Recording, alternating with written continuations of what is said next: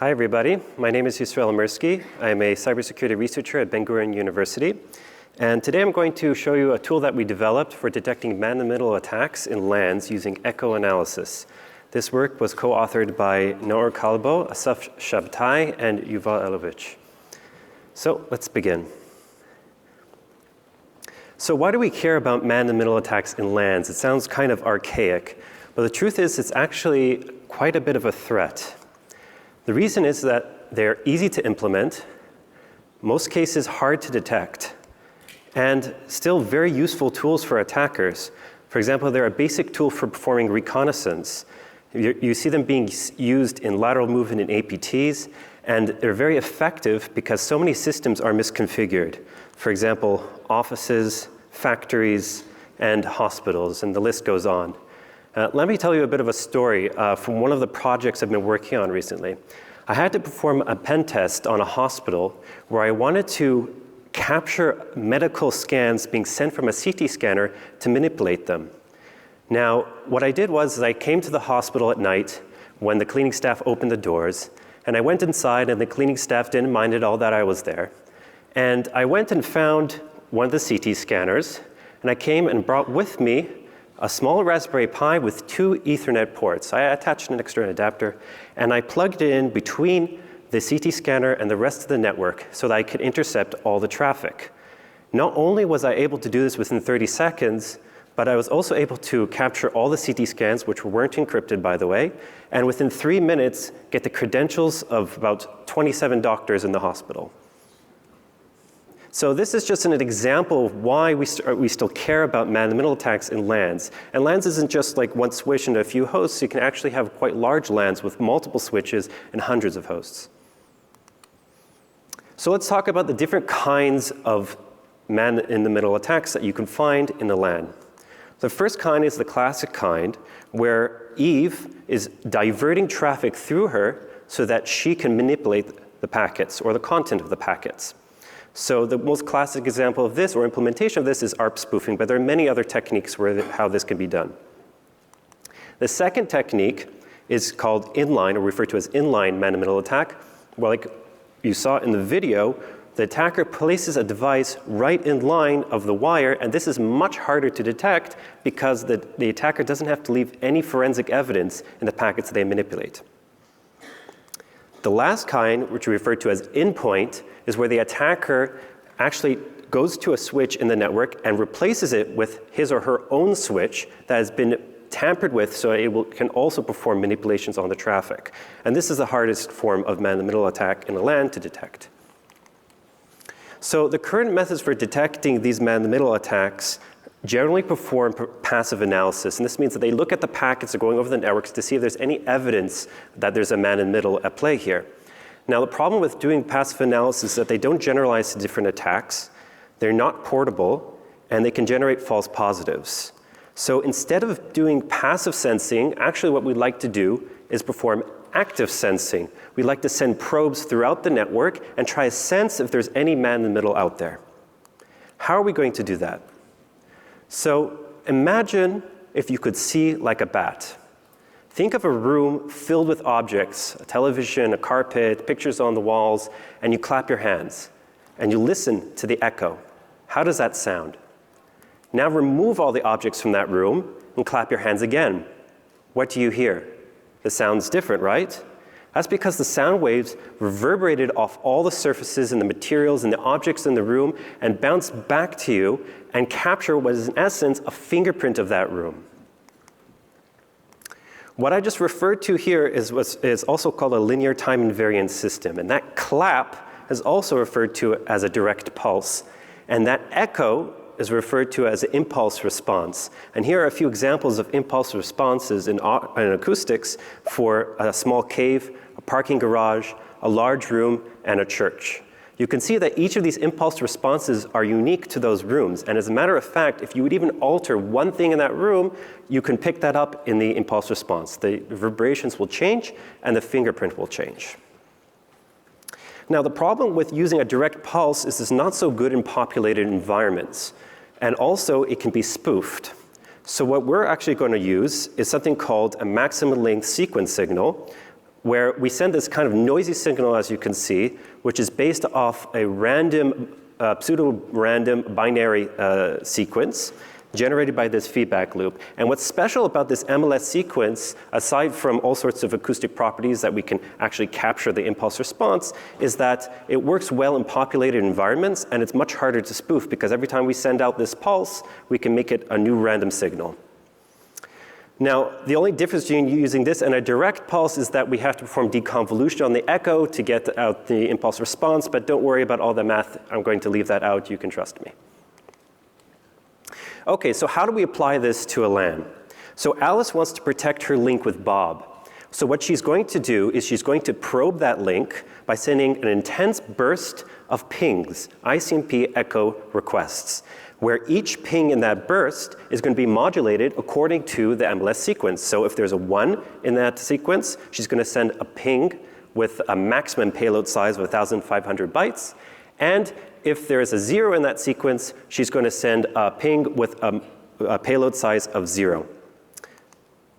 When Bob receives that signal, he's going to automatically reply as you would in a ping. And what Eve is going to do is she's going to measure the round trip times for each of those pings. And as you can see, the echo that Alice gets back reflects the original signal being sent, which makes sense, as you would imagine, as you would expect from an echo.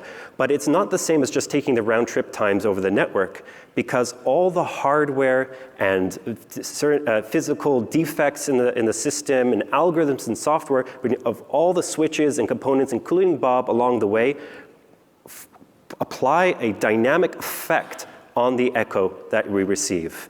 For example, here's an impulse response for 2 identical switches, blue and red, where you can see they are distinctly different. And the reason is because during the manufacturing process of these switches, certain defects find their way into the chips and causes slight changes in the way, for example, the clock skew looks like. And this also affects how the response of these packets will be processed. And we can pick that up, and we can differentiate between these devices. So if Alice continues probing this link, she can get a nice profile of how the link between Alice and Bob should look like, so that if Eve should ever come along, that profile will be a clear indicator that something has changed in the network, and that Eve is being now tampering and eavesdropping on the traffic. So with this approach, we can actually detect every kind of man-in-the-middle attack in LANs, and the main reason for that is because, by definition, a man-in-the-middle has to first take a look at the packet to determine if he wants to manipulate it, and only afterwards he can then decide to manipulate it or not. But the fact that he's already taken that packet and started to read it means that he's processing it with his electronics, with his software, and that's going to leave his fingerprint on the burst of packets that we're sending through the network. So that means for traffic diversion, such as ARP poisoning, inline man-in-the-middle attacks, such as network bridges, or in-point man-in-the-middle attacks, all of these we can detect. But of course, I have to point out that we're not talking about passive wiretaps, where somebody connects directly onto the copper and is just listening to the electronic signal, because this isn't a man-in-the-middle attack. There's no actual intervention happening. So let's talk about the tool that we developed, we call Vesper. Vesper breaks down into 3 components: the link prober, the feature extractor, and the host profiler.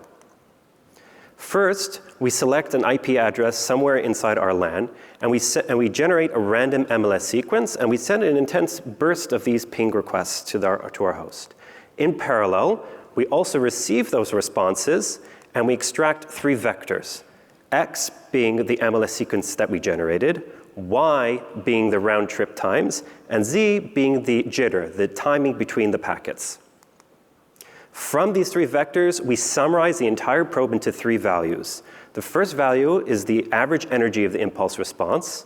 The second value is the average round trip time of the largest packets in that burst. And the third value is the probability of that jitter distribution fitting previous probes that we've sent. Now, once we have the summary of this probe, we just look up a profile that we've made for this IP address. Using any classic anomaly detection algorithm, we can determine whether this point, these 3 values, match all the other probes that we've taken for this IP address before. Now, there are many different anomaly detection algorithms you can use. The one which we actually deployed and published in this tool is referred to as local outlier factor. And I'll just give you a very high-level explanation how this works. So each point here, for example, let's say is a probe that I've made when I was trying to sample and trying to understand how this link looks like, or what this link looks like. And the x and y axes are showing the first and second features. The third feature I left out for simplicity. When a new probe is made, it falls out somewhere among these points. And I take a look at the neighbors to understand if it's an outlier or not. Outlier meaning it's far away from all the other points, so it's an anomaly. Inlier meaning it's close to all the other points, within all the other points, and therefore it's normal. But it's sometimes not enough just to look at the neighbors. We have to actually kind of measure what the density is around the other points to understand the context. So for example, in this case, this is an inlier, but if another probe is made and we see it's way off in respect to the densities of all the other probes around us, then we know that this is an outlier. You can go check up on how this is actually computed, but I'm going to leave it out to keep it nice and simple. All right, so let's talk a bit about the evaluation. So we took a look at the three different kinds of man-middle attacks in LANs. And the first kind, for endpoint man-middle attacks, we implemented our poisoning. For inline, we took a look at a network bridge implemented by a Raspberry Pi and a network bridge implemented by a regular 1 gigabit per second Ethernet switch. And for the endpoint, we tried different switches, and we also tried identical switches, see if we can determine if somebody swaps an identical switch with another identical switch. And now it's also important to note that we have to consider any traffic going over the network that may mess up our probes. So we tested our techniques in many different environments. One environment being a surveillance network with 7 switches and 13 network hosts. The other being a server network with 3 switches and 61 servers, and a large office network with 14 switches and over 300 network hosts with multiple VLANs and optical uplinks. So for the case of sending probes over one hop, i.e. one intermediary switch, we were able to detect the different man-in-the-middle attack, traffic diversion man-in-the-middle attack quite easily in the different scenarios, and same with the network bridge cases. And we're also able to detect when a switch was swapped out with a different model.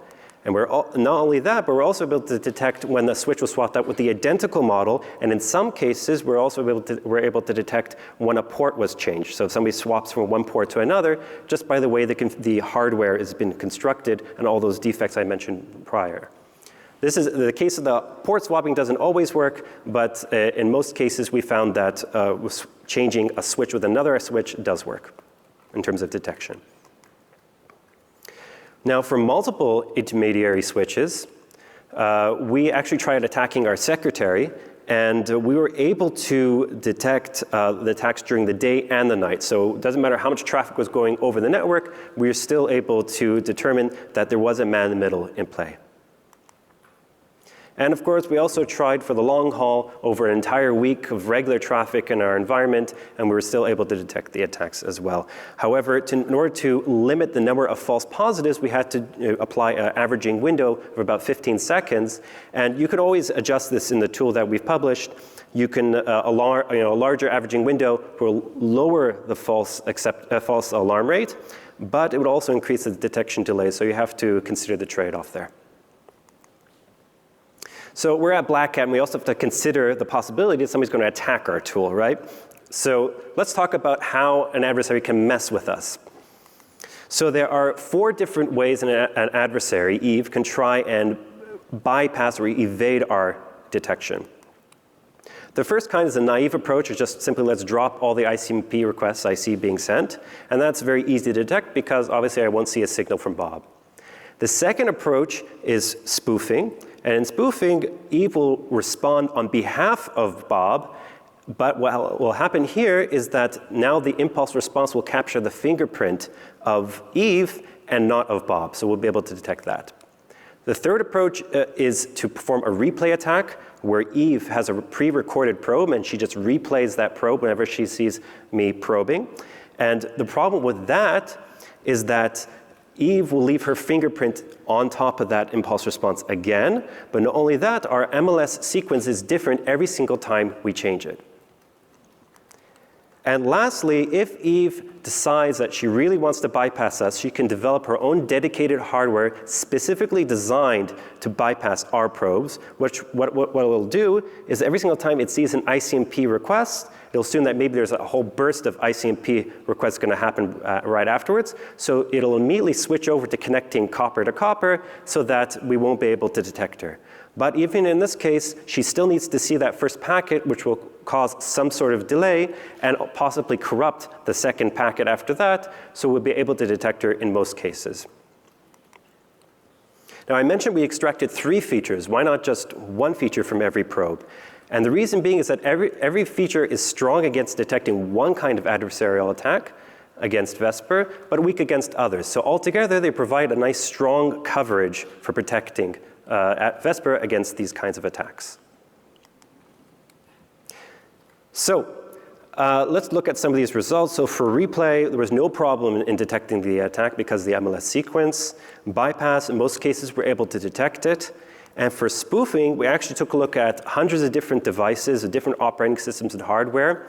And we also tried differentiating between identical devices. We took 48 Raspberry Pis and we tried to see if we could differentiate between them, see if they each have a different fingerprint. And it turns out for the assorted devices, we almost instantly were able to determine that there was a spoof attack happening. And for the Raspberry Pis, after about 5 minutes of probing, we were able to differentiate between about 75% of them. So if anybody wants to download our tool, please go ahead and visit GitHub. There I put up a light version of Vesper, or Vesper version 1.0. This version has been implemented in Python with a C++ Python wrapper because we need to be able to send the packets at a very high and rapid rate and also use nanosecond precision timing. So we wanted all the actual process of the probing to happen low level, but everything else is all implemented in Python, so you can take a look at it, see how it's implemented, and get an understanding what we're doing there. And the tool will let you monitor multiple IPs and also plot the anomaly scores for these IPs over time. And currently it's only implemented for Linux, but I do plan to port it also for Windows as well. It's a light version because it hasn't been tuned for, for every single kind of device. And the reason is because the sender sometimes has these certain qualities in terms of the performance of how well it can time, the precision and resolution. So although pretty much every device that we tested it on, you can detect all these man-in-the-middle attacks, for the extreme cases where, let's say, swapping out a switch with an identical switch where you need really, really high precision timing, in those cases you need to fine-tune the parameters of our algorithm to get it just so.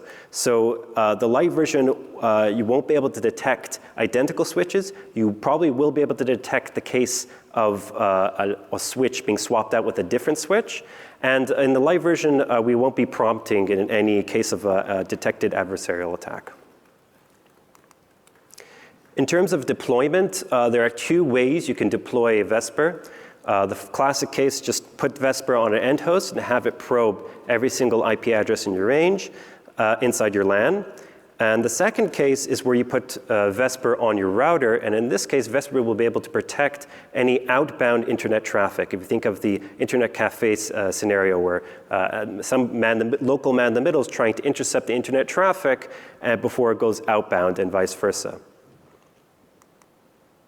In terms of train time, we found it takes about 1 minute of probing, sending 1 probe per second, but you can always adjust this to increase the probe rate or decrease the probe rate accordingly. So in summary, in a LAN, we can detect a man-in-the-middle by bouncing virtual signals off hosts. The approach detects all LAN-based man-in-the-middle attacks regardless of the forensic evidence or the attack implementation, whether it be ARP spoofing, DNS spoofing, a network bridge, and so on. And it's portable. Since it's implemented in the software level, you can port it to pretty much any system. And it's robust to adversarial attacks. If anybody wants to see a little bit deeper in how all the math behind this and how this all works, you can please take a look at our white paper. which should be also up on the Black Hat's webpage. And please visit our GitHub page as well. Thank you.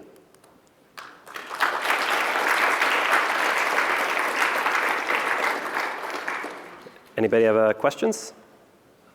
Yep. How sensitive are like Alice and Bob to CPU? Like if the CPU load changes, wouldn't the profile sort of change as like the auto replier? Yeah. So the question was how sensitive Alice and Bob is to CPU load. So for example, if Alice is running different applications at different times, or Bob is, let's say, a server that has different loads at different hours of the day, how does it affect the response? So that's a very good question. And actually, what we found is that it's not so effective. It doesn't change the response so much.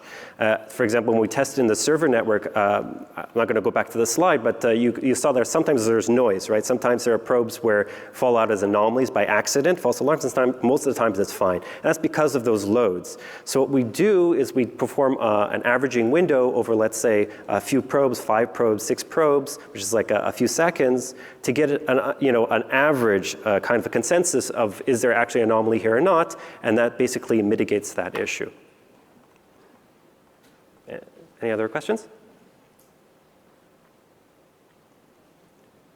Okay, thank you very much.